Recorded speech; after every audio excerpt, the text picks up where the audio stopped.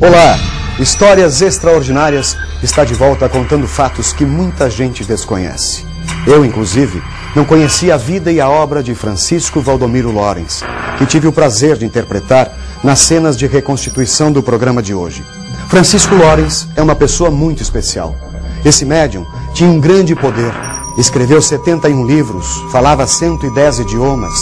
Ele veio da Tchecoslováquia e viveu em Dom Feliciano, aqui no Rio Grande do Sul.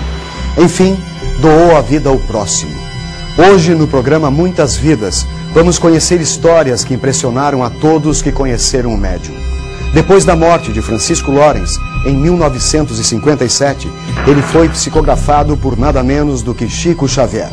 Bom, temos muitos motivos para não perder o programa, que vem logo depois do intervalo. Realmente é uma história extraordinária. Até já!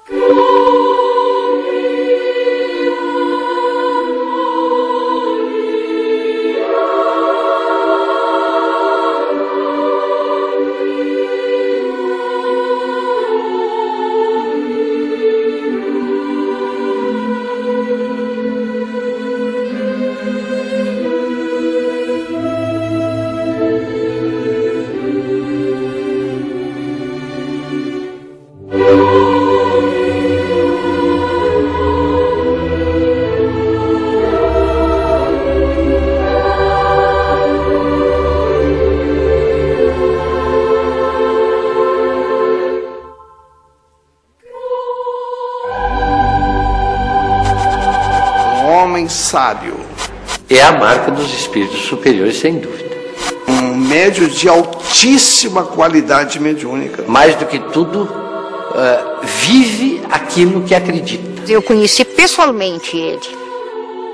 A grande marca do Francisco Valdomiro Lorenz, que faz dele essa figura extraordinária. Francisco Lorenz, para mim, não era, é um mestre de sabedoria. Lorenz nasceu no dia 24 de dezembro de 1872, numa pequena aldeia da Tchecoslováquia chamada Zbislav. Considerava-se um fenômeno porque com 5 anos ele começou a ler e escrever. Com 17 publicava o primeiro livro em Esperanto, traduzido para o tcheco, para a República Tcheca. A primeira sessão espírita que ele participou foi na República Tcheca. Só que ele virou a parte principal da sessão, porque no momento da sessão foi revelado mesmo, eles estão sentados ao lado, não junto à mesa, que ele seria uma revelação espiritual para o mundo inteiro, que ele tinha muito a fazer pelo espiritismo, enfim, e por essa parte mediúnica. Você irá partir e deixar para sempre sua terra natal. Longe daqui será revelada sua missão.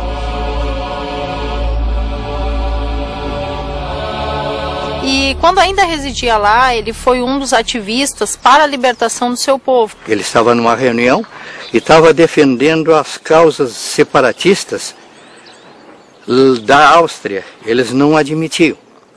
E então aproximou-se dele um amigo e esse amigo disse: Lorenz, a coisa está fervendo, eles estão pegando. Ele escreveu um telegrama aos pais dizendo: eu vou além dos mares, adeus. Ele já era diferente. Ele era um médium polivalente. Quando ele chegou a Porto Alegre, até existe uma história bastante curiosa, que existia um senhor que tinha uma empresa, que se chamava Otto. Homônimo do meu pai, Otto Schenbaum, em Porto Alegre, onde foi um dos primeiros contatos que ele teve antes de vir para Dom Feliciano. Ele defendeu que existem forças cósmicas que nos conduzem e que alguns têm a parte divina de recebimento, de absorção dessa força divina que vem. E esse Otto diz: mas vem cá, me prova isso.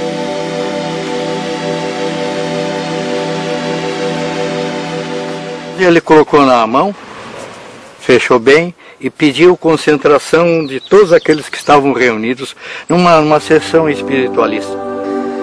Que o oceano divino da vida flua e enriqueça estas sementes. Durante um certo tempo, digamos de 1 hora, houve uma concentração especial. De vez em quando ele dava um assoprão dentro da mão, um pouquinho de hálito. Passado esse tempo, ele abriu as mãos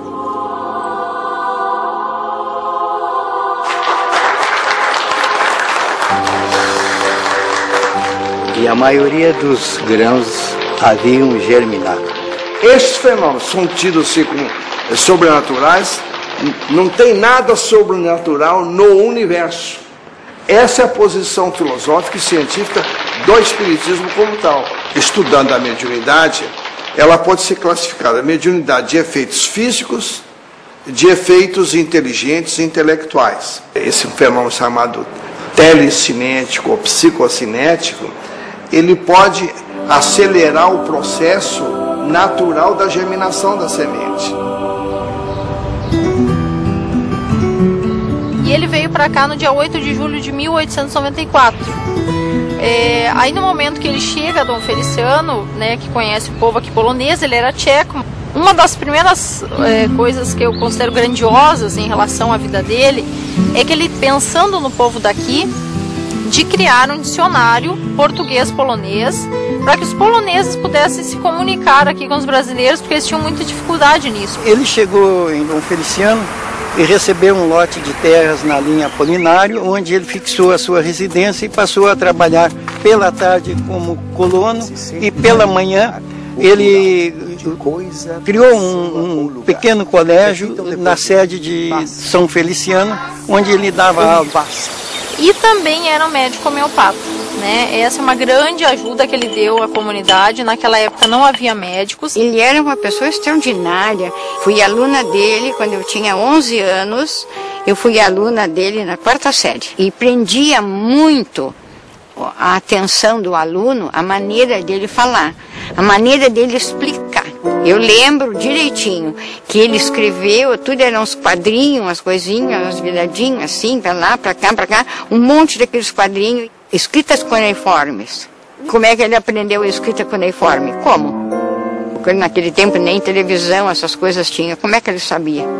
Ele era espírita, muito espírita. Dizem que, eu não sou adepto ao espiritismo, mas diz que ele era vidente, né? O vovô recebia mensagens como recebeu Chico Xavier.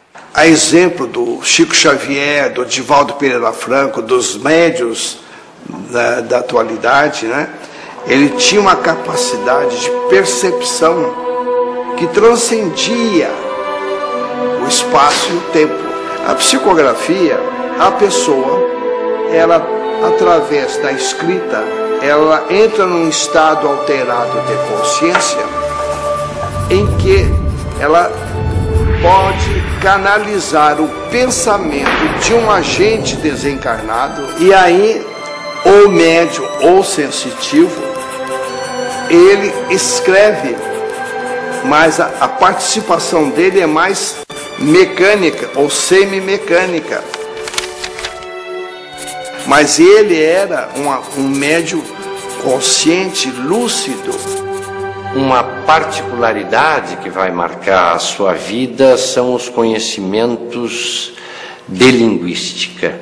Ele devia ter algum auxílio, né, espiritual para conseguir escrever tanta coisa como ele escreveu e ter conhecimento de tantas línguas.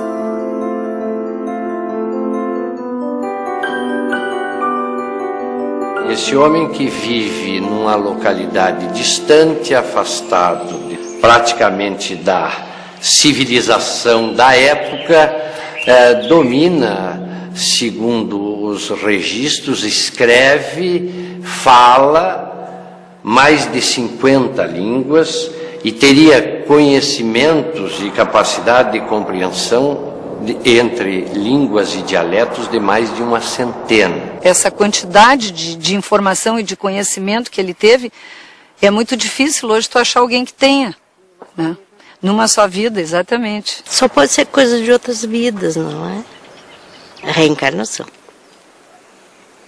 Eu acredito muito. Ele descreveu todo o Tupi-Guarani como se ele estivesse presente lá e nunca ele esteve em contato com esses índios. Não é comum que se adote numa loja maçônica um patrono, o nome de uma pessoa. Quando se faz isto, se faz em homenagem a uma pessoa realmente extraordinária. Se reconhece nele um espírito superior, uma pessoa iluminada, uma trajetória de vida extraordinária. Um homem dotado de faculdades mediúnicas de altíssima elevação. Ele teve a vida dele inteiríssima de ajuda. Nasceu pobre, morreu pobre. Paupérrimo. Através de uma vida simples, honesta, despojada, em que ele vivenciava a mediunidade, obedecendo o preceito moral, ético, dai de graça o que de graça se recebe. Cobrar dinheiro ele não cobrava. Consulta não cobrava. Fazer o bem sem olhar a quem. E o seu Lawrence tratava muito com homeopatia. Ele teve em 1918, na época da famosa gripe espanhola. Que ele curou mais de 500 pessoas com homeopatia. Ele controlou a gripe, então aqui, né, o povo não foi atingido porque ele fez uma espécie de vacina.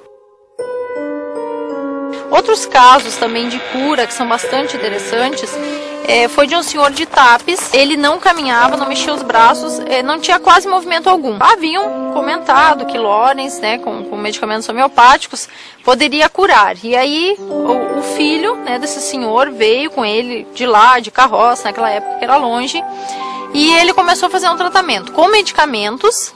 Aqui está o medicamento. O senhor tome 3 vezes ao dia. Passando, no caso, um certo período, esse senhor veio andando, né, até a casa de Lawrence para agradecer pessoalmente por tê-lo curado, né? Então, com o remédio homeopático, ele voltou a caminhar, a movimentar os braços e todo o corpo.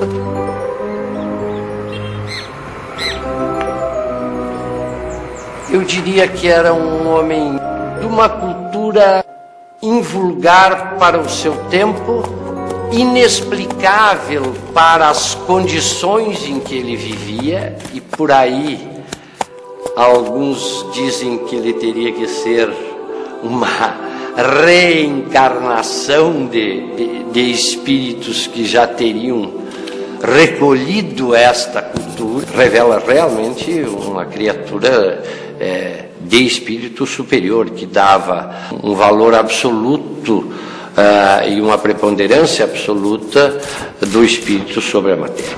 Fruto de um processo de maturidade consciencial espiritual de altíssima elevação. Ele evidenciou isso através da obra dele, da conduta dele. Ele vivenciou isso de uma maneira à semelhança do próprio Francisco Cândido Xavier. Francisco Valdomiro Lawrence foi psicografado por Chico Xavier, recebendo o espírito de Francisco Valdomiro Lawrence. Isso dá uma dimensão do significado, né, e da grandeza do espírito do Lawrence. Ele disse, uma ocasião, que enquanto tivesse alguém aqui precisando mesmo da assistência dele, ele jamais reencarnaria, que ele ficaria sempre lá em cima para auxiliar. Esse homem deixou um legado de conhecimentos e de bondade. Dificilmente poderemos um dia ouvir outros que possam acompanhá-lo. Ele tinha algo junto com ele, algo sobre-humano.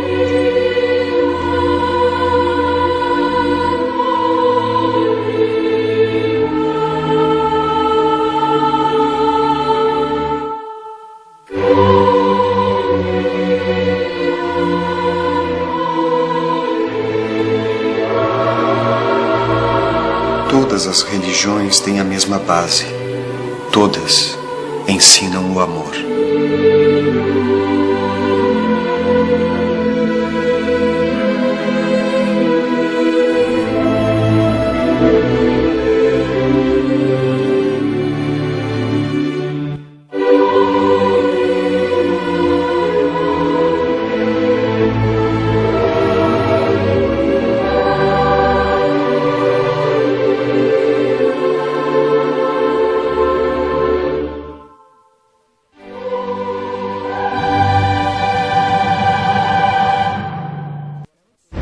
Se você pudesse se comunicar com alguém no mundo dos espíritos, com quem você falaria? O que diria essa pessoa?